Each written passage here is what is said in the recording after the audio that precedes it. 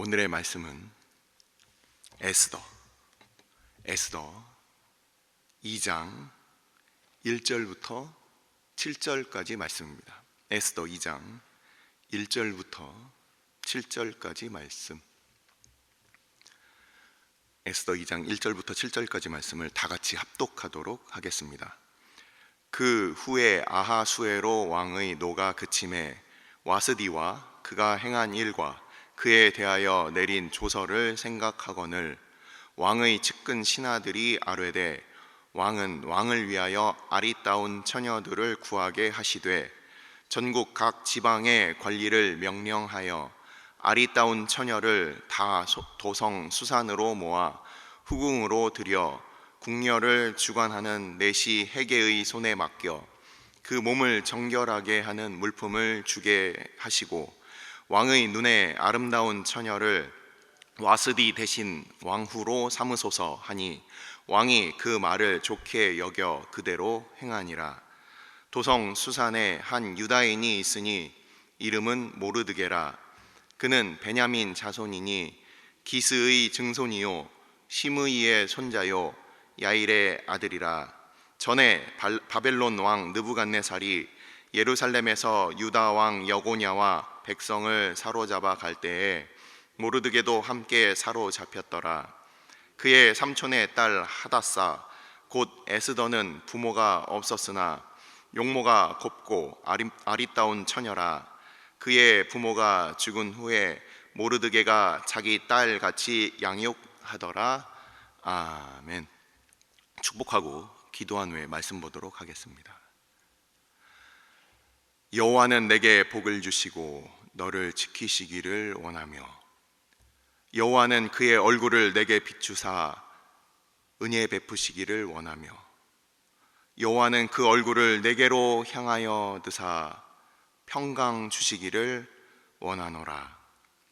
아버지, 어두운 시대 가운데 빛으로 살았던 믿음의 백성들, 너무나도 어둠이 커서 아무것도 보이지 않지만 그 지극히 작은 빛도 어둠을 밝히듯이 주님께서 한 여인을 통하여 보여주셨던 그 믿음, 아버지 오늘날 우리도 보게 하여 주시고, 아버지 빛과 같은 주의 백성들, 어두운 세상 가운데 빛 대신 주님을 쫓아 우리도 빛나게 살게 하여 주옵소서. 빛을 비추게 하여 주옵소서. 아버지 이 시간 말씀 앞에 나아갈 때 오직 성령 하나님께서 전하는 자와 듣는 자들 가운데 말씀하여 주시고 우리가 그 말씀을 듣고 그 모든 역사와 이 세상 모든 일들을 주관하시는 하나님을 볼 수 있는 은혜를 베풀어 주옵소서. 이 모든 말씀 우리 주 예수 그리스도의 이름으로 감사하며 기도드리옵나이다. 아멘. 에스더 말씀을 작년 7월부터 6번에 걸쳐서 수요 예배 때 자세히 강해를 했습니다. 새벽 본문이 이제 에스더 본문이 되었는데, 앞으로 이제 저랑 같이 에스더를 볼 때는 중간에 아주 자세한 내용들은 작년에 이미 수요 예배 때 설교를 다 했기 때문에 혹시 필요하신 분들은 저한테 개인적으로 문자를 주시면 제가 mp3 녹음 파일을 보내드리도록 하겠습니다. 우리 아침에 저랑 만나는 이 시간에는 저랑은 이제 이 에스더서가 가지고 있는 기독론적 관점으로 특별히 에스더서를 저랑은 같이 볼 거예요. 이미 본문 강해는 다 끝났고 이 기독론적인 부분들을 가지고서 에스더서가 갖고 있는 이 전체적으로 예수 그리스도와 어떤 하나님의 나라와 어떤 관계가 있는가, 이것을 저랑 같이 보도록 할 겁니다. 그래서 오늘은 우선 그래도 대략적인 그 배경 설명을 드리고 오늘 본문을 같이 살펴보겠습니다. 에스더서는 지난번에 제가 수요 예배 때 그 배경 처음 그 시간에 배경 설명을 드린 바와 같이 490년에 우리가 잘 알고 있는 마라톤 전투가 있었어요. 페르시아와 그리스가 함께 싸웠던 이 마라톤 전투가 있었습니다. 거기서 누가 이겼죠? 그리스 사람들이 이기고, 그리고 다리우스 1세라는 바로 이 오늘 등장하는 이 아하수에로 왕의 아버지가 그 전투에서 패퇴하였다는 겁니다. 그리고 나서 이제 10년이 지났습니다. 다리오 왕이 그리스에게 패배한 이후에 10년 동안 어떤 일이 있었느냐, 바로 오늘 본문이 바로 이 10년이 지난 사건이에요. 480년에 있었던 일이 바로 오늘 사건이고, 그리고 장소는 어디냐, 수산궁이다. 수사라는 바로 이 페르시아의 수도인데, 여러분들이 나중에 한번 지도를 한번 살펴보십시오. 예루살렘이 딱 있어요. 우리 예루살렘 어디 있는지 대략 아시죠? 지중해 바로 오른쪽 해변가에 있죠. 바로 그 지중해로부터 지금 보시는 방향에서 지중해의 바로 옆에 있는 예루살렘으로부터 정동쪽입니다. 정동쪽으로 1230km 정도, 1200km 정도로 가면은 거기에 수산궁이 있어요. 자, 이스라엘 백성들이 망했습니다. 주전 586년에 유다 땅이 망했어요. 어디에 망했죠? 바벨론이라는 제국에 망했어요. 하나님께서 바벨론을 사용하셔서 우상 숭배하던 이 유다 땅까지 완전히 다 멸망시켜 버렸어요. 그래서 586년에 망했는데, 이 여고냐와 함께 포로로 끌려갔던 시기는 1차 포로입니다. 그래서 대략 610년 정도라고 생각해요. 605년 정도. 그래서 그때부터 대략 120년이 지나갔고, 그리고 장소는 그렇게 1200km 떨어진 그런 이방 땅에 지금 오늘 이런 배경이 시작된 겁니다. 우리가 잘 알고 있는 이 페르시아는 성경의 많은 문화들과 우리가 잘 알고 있는 친숙한 그런 문화들을 같이 연결되어 있는데, 예수님께서 태어나셨을 때 그때 동방에서 온 세 명이라고 우리가 알고 있는, 2명이라고도 생각하는 이 박사들이 어디서 왔느냐 했을 때 아마도 이 페르시아에서 온 사람이다. 이 헬라어로 마기라는 표현을 씁니다.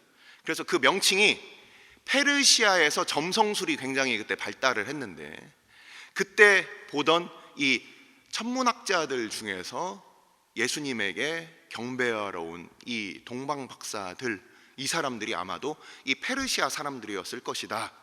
많은 학자들이 그렇게 책을 내고 있습니다. 자, 이런 배경들, 성경에 나오는 이 페르시아 이런 배경들 가운데 오늘 이야기가 이제 펼쳐지게 됩니다. 실제 이제 페르시아는 메데라는 나라와 메데와 바사라고 항상 같이 성경에서는 언급을 하죠. 이 두 나라가 형제 나라예요. 처음엔 메데가 더 컸는데 나중에 페르시아가 작은 나라, 거기에 있었던 왕이 바로 고레스, 이게 바로 키루스, 세계사에서 키루스라고 얘기하는 이 고레스 왕이 이 바사 왕 출신이고, 훗날 메데까지 함께 병합을 해서 그가 이제 페르시아 바사 제국의 황제가 됩니다. 오늘 부른 찬송, 우리가 성경에 잘 나오는 그 표현이 있었죠. 뭡니까? 모든 왕의 왕이요 왕의 왕. 이 표현이 바로 에스더서 1장에 나와 있는 127도라는 이 넓은 이 땅 중에 모든 각 지역의 총독들, 왕들 중에 왕이다 해서 당시에 페르시아 제국에서 왕의 호칭이 왕중왕, 이렇게 성경에 나오는 표현이 바로 이 페르시아 바사 제국에서부터 시작된 말이에요. 이걸 샤힌샤 또는 샤한샤 이렇게 부릅니다. 그래서 성경에 나오는 여러 가지 표현들이 페르시아와 이렇게 연결되어 있는 것이 많이 있어요. 그리고 이 십자가에 달려 죽게 하는 이런 것들도 페르시아부터 왔다라는 그런 얘기들이 제가 본 책들에는 그런 게 있었습니다. 그래서 이 페르시아라는 곳이 지금은 이란 땅이죠. 이란 땅, 이란 고원 주변에 있는 그 이란 땅인데, 이 페르시아가 세계사에 미친 영향도 엄청날 뿐만 아니라 성경에도 마찬가지입니다. 자, 오늘 또 배경 중에서 우리가 오늘 말씀을 보기 위해서 한 가지만 더 배경을 설명을 드리고 갈게요. 1장에 나오는 바와 같이 당시 페르시아 제국은 얼마만큼 넓은 영토를 가졌느냐, 얼마만큼 넓었을까요? 우리 세계 3대 4대 문명을 황하 문명으로 해가지고서 인더스 문명, 그리고 티그리스 문명, 티그리스 유프라데스 문명, 그리고 나일 문명이라고 우리가 알고 있어요. 맞죠? 근데 그 중에서 황하 문명 빼고 인더스부터 해서 티그리스 유프라데스 그리고 나일강까지 세계의 3대 문명을 다 차지하고 있었던 땅이 바로 이 페르시아 땅이었습니다. 어마어마하죠. 오늘날 우리가 상상할 수 없는 그 넓은 권역을 가지고 있었던 땅이 바로 페르시아 제국입니다. 바로 그 1장의 그 배경을 보시면 이 페르시아 제국이 작은 그리스한테 패배했던 그것을 복수하기 위해서 이제 1장에서 그 잔치라고 불리우는 그런 군사 이제 출정식을 이 아하수에로 왕, 우리가 성경에선 아하수에로라고 하고, 그리고 세계사에서는 크세르크세스라고 하는 이 왕이 그렇게 출정 준비를 하는 부분을 우리가 보았어요. 그 중에 이제 와스디가 왕의 말을 안 듣는 부분을 이야기를 했고, 이전에 설교에서 말씀드린 바와 같이 자 이제 출정이다 하는데 집에 있는 나의 배우자 안악부터 나 싫은데요? 뭔가 어깃장이 안 맞는 거죠. 그래서 와스디가 폐위가 됐다. 그래서 이 왕이 이 와스디를 폐위한 이런 상태로 그리스 원정에 나갔다가 결국 패퇴하게 됩니다. 다시 한번 패배하게 되는 거예요. 바로 이러한 사건이 1장과 2장 사이에 있었다는 겁니다. 자, 1장과 2장 사이에 있었던 이런 배경들, 지금 복잡하죠? 다 잊으셔도 됩니다. 자, 이런 복잡한 상황들 가운데 이제 2장이 시작됩니다. 자, 우리는 아까 처음 말씀드린 바와 같이 기독론적으로 우리가 이 에스더서를 보기로 했어요. 자, 우리가 왜 1장에 이렇게 큰 배경들을 얘기를 했느냐? 세상의 나라는 이렇게 어마어마하게 커요. 우리가 인간이 감히 측량할 수 없는 그런, 내가 가볼 수도 없고 측량할 수도 없는 이 거대한 세상이 이 우리 눈앞에 있다. 어떻습니까? 지금은 인터넷으로 이제는 가상현실까지 포함해서 이 세상은 얼마나 크게 느껴집니까?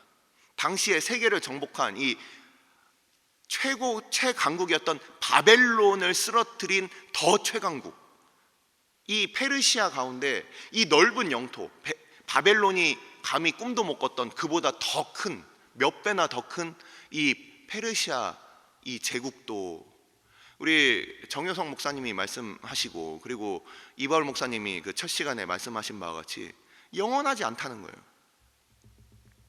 이 세상 나라는 마치 지금 그렇게 커 보여도 영원하지 않아요. 하지만 하나님께서는 하나님의 역사를 어떻게 이루어 나가시느냐, 우리가 바로 그것을 오늘 살펴보려고 하는 겁니다. 우리가 이 세상에 대통령이 있고 미국 대통령이 있고 중국 주석이 있고, 이 세상에 그렇게 수많은 권력자들이 이 세상을 마치 이끌어 나가는 것처럼 보이지만, 이 에스더서의 특징이 뭐라고 했습니까? 이 에스더서의 특징은 무엇입니까? 하나님, 여호와 이름이 나오지 않아요. 하지만 우리는 보면 볼수록 일부러 그것을 가려놨다. 하나님께서 그 배경 가운데 모든 역사를 통치하시고 다스려 나가신다라는 것을 믿음의 눈으로 볼 때 우리는 그걸 너무나도 확실하게 볼 수가 있습니다.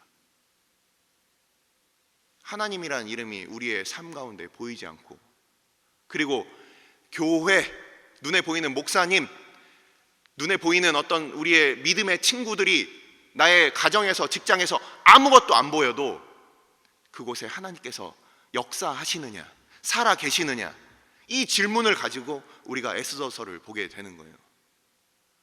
자, 세계 역사 가운데 등장하는 바로 한 인물이 나옵니다. 자, 오늘 모르드게와 그리고 에스더가 나오는데, 이 에스더의 이름은 하다사다.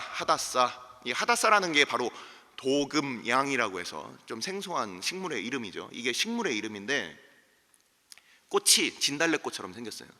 그래서 이렇게 진달래꽃 아시죠? 이렇게 나팔꽃처럼 이렇게 벌려진 이런 꽃이 있는데 그게 마치 별 모양처럼 생겼죠.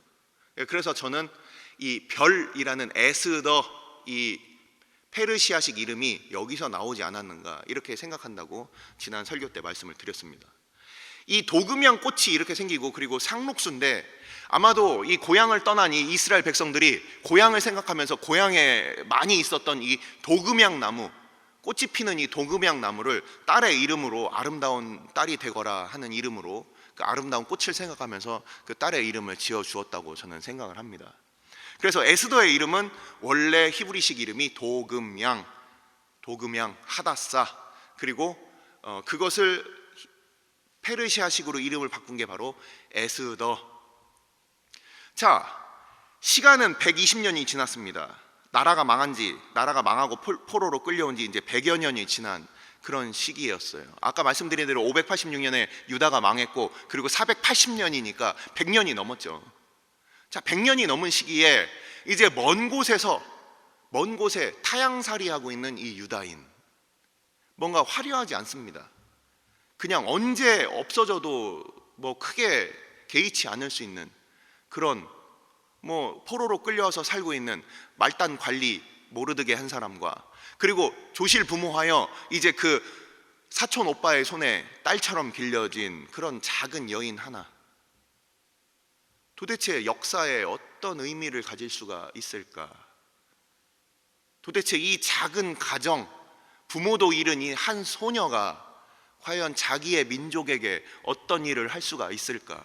우리는 그 질문을 가지고 이 에스더서를 보게 되는 거예요. 자, 우리 주님 오실 때를 한번 생각해 봅시다. 그는 흠모할 것이 없이 자라난 연한 순과 같이 이 세상의 권력 가운데 나신 분이 아니라, 마태복음 2장과 누가복음 2장을 보시면 예수님의 탄생에 대해서 나와 있는데, 마태복음 2장에는 구유에 태어났다는 말이 안 나와 있죠. 동방박사의 경배를 받았다는 얘기만 나와 있어요. 근데 누가복음 2장을 보시면 거기에 천사들이 나타나서 이 목자들에게 하나의 표적을 이야기를 합니다. 무엇이었습니까? 구유에 누인 아기를 볼 것이다. 우리가 지금은 구유에 놓인 아기 이렇게 쉽게 생각하지만, 금으로 된 어떤 우리가 아이들을 낳아도 뭔가 좋은 아기 용품 브랜드의 그 아기 침대를 준비해 놓고 거기에다가 누이지 않습니까? 근데 온 세상 왕중왕을 넘어서는 온 세상에 주님이 이 땅에 오실 때 구유에 누이셨다는 거예요. 그렇게 겸손하게 눈에 띄지 않게 이 땅에 오셨다는 겁니다. 많은 사람들은 이 세상의 왕, 권력, 화려한 것, 헤게모니, 거기에 눈이 팔리고 귀가 팔려서 그것을 추구하기 위해서 달려가지만, 하지만 하나님의 역사는 이렇게 겸손히 조용히 그렇게 시작되는 거예요. 남들과 비교하고 남들보다 더 우위에 서려고 하는 이 세상의 방법과 다른 하나님의 방법은 이렇게 포로로 끌려와서 나라를 잃어버리고 아무것도 보이지 않는 그런 가운데 오직 믿음으로 살았던 이 사람들로 시작이 되는 겁니다. 오늘날 우리의 신앙의 생각과 우리의 신앙의 방향과 방법은 어떻습니까? 힘과 권력을 좀 더 지향하고, 그리고 그것을 얻기 위하여 높은 자리에 올라가기 위하여 우리가 그렇게 살고 있습니까? 그렇지 않아요. 불과 130여 년 전에 이 땅에 왔던 그 선교사들도 자신의 모든 것들을 다 포기하고, 젊음과 그들의 가능성을 다 포기하고 이 땅에 왔던 그 사람들로 복음은 시작되었습니다. 하나님의 방법은 그런 방식들이에요. 힘이 있고 돈이 있고 권력이 있어서 그렇게 시작하는 것이 아니라, 우리 주님께서 이 땅에 오신 그 방법과 같이 이 이야기는 시작되고 있는 거예요. 그래서 너무나도 이렇게 분명하게 그것을 대비하여 보여주고 있습니다. 1장에 등장하는 이런 화려한 페르시아 왕국과, 그리고 2장에서 갑자기 톤 다운돼서, 그래서 그 한 여인이 부모도 없이 그렇게 낳은 이 여인, 도대체 이 여인이 이 제국 가운데, 자기의 민족 가운데 어떤 일을 할 수 있을까? 우리는 앞으로 이 에스더를 통해서 주님께서 이 땅에 오셔서 우리를 구원하시고, 그리고 나중에 천국 잔치에 이르는 바로 이 기독론적인 해석을 우리가 함께 보도록 할 거예요. 자, 오늘 내용은 어떻습니까? 이제 아하수에로 왕이 자기가 와스들이 이제 패위하고, 그리고 전쟁에서 지고 돌아온 바로 그 시점에 와스디 왕후에 대한 생각을 하고 이제 마음이 풀리게 된 그때 사람들이 이제 왕후가 있어야 됩니다, 이 말을 하고, 그리고 이 왕후를 선발하는 관청을, 사람들을 세워놓고 그 왕후를 이제 선발하는 장면이에요. 그 중에 이제 내시 해계가 있었습니다. 이 내시 해계는 이 여인들을 선발하는 데 있어서 전문가였어요. 이 내시 해계와 이제 만나는 이 에스더의 이 이야기, 이 내시 해계가 이 여인들을 준비해서 이제 왕에게 그렇게 준비시키는 이런 장면들, 이제 앞으로 이어지게 됩니다. 앞으로의 설교자들의 설교를 우리가 또 들어봅시다. 기도하시겠습니다. 우리가 이 시간 함께 기도할 때 하나님께서는 역사를 어떻게 이끌어 나가시느냐, 하나님의 방법은 무엇이냐, 우리가 오늘 에스더서의 1장과 2장을 비교하면서 우리가 살펴보았습니다. 멀리 끌려갔어요. 고향 땅을 떠났고 힘도 없는 주류 민족도 아니에요. 그냥 다른 나라에 끌려간 포로 민족, 그 중에서 그냥 살아남은 민족, 1차 포로 때 돌아가지 못하고 남아있는 민족. 에스더는 부모도 잃고 아무런 소망도 없는 참으로 연약한 한 여인으로서 그렇게 등장을 합니다. 하지만 하나님께서는 주의 백성들을 이 여인을 통하여 구원하십니다. 하나님께서는 우리 주님을 이 땅 가운데 보내실 때 아주 조용한 방법으로, 사람들의 눈에 띄지 않고 겸손한 방법으로 이 땅에 오셨다는 겁니다. 우리가 이 시간 함께 기도합시다. 주님, 하나님의 방법을 알게 하여 주옵소서. 우리의 인생 가운데, 우리의 교회 가운데 하나님께서는 어떻게 일하시는지, 오직 믿음으로 살아가는 주의 백성들 가운데 주님께서는 어떻게 일하시는지, 하나님께서 그러한 한 사람 한 사람을 통하여 어떻게 그 민족을 구원하시고, 또한 그렇게 믿음으로 살았던 이 땅 가운데 왔던 수많은 복음을 증거했던 사람들, 그들을 통하여 다른 민족들을 또한 구원하시는 하나님의 그 놀라운 방법들, 아버지, 우리도 배워가게 하여 주옵소서. 우리도 그것을 깨달아 알게 하여 주옵소서. 우리도 그것을 하나님 앞에 구하며 우리의 마음이 하나님과 동행하며 겸손한 주의 백성들 되게 해달라고 이 시간 함께 기도하도록 하겠습니다. 아버지께서 주의 백성들, 주의 교회를 오늘도 불러주시고, 오늘도 아버지, 저희들 에스더의 그 말씀을 통하여서 아버지, 주님께서 아버지 이 땅 가운데 어떻게 구원을 베풀어 나가시는지 그 배경과 방법을 아버지 우리로 저희들 보게 하여 주심을 감사를 드립니다. 아버지께서 에스더를 준비시켜 주시고, 저를 통하여 이스라엘 민족 가운데 하나님께서 살아계심을 보여주신 바와 같이 아버지, 하나님의 이름이 불리우지도 않고 하나님의 이름이 나타나지도 않는 에스더서를 통하여 하나님께서 처음부터 끝까지 주관하고 계셨음을 아버지 우리가 믿음의 눈으로 바라봅니다. 아버지, 오늘날 우리의 삶 가운데도 아무것도 보이지 않아도 하나님께서 처음부터 끝까지 주관하여 주심을 믿음의 눈으로 바라보는 주의 백성들 다 되게 하여 주시고, 아버지께서 주의 백성들 한 사람 한 사람 믿음의 백성들로 세워주셔서 아버지, 하나님과 동행하는 주의 백성들 되게 하여 주옵소서. 아버지를 구하는 주의 백성들 되게 하여 주옵소서.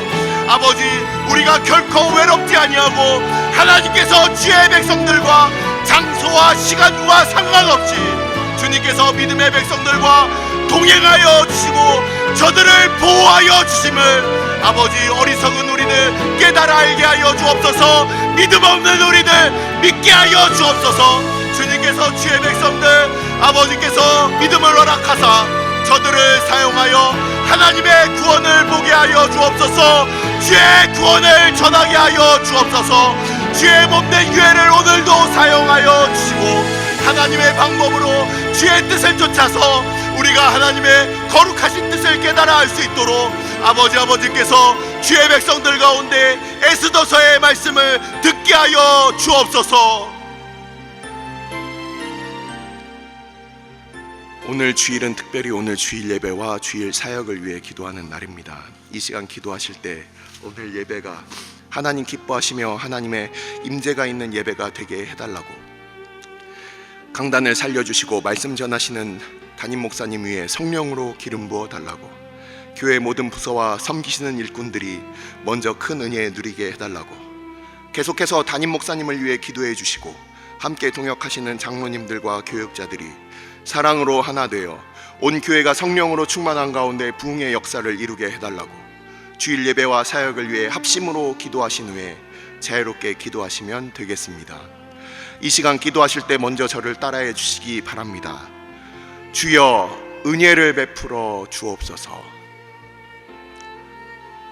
주여 은혜를 베풀어 주옵소서. 다 같이 합심으로 기도하시겠습니다.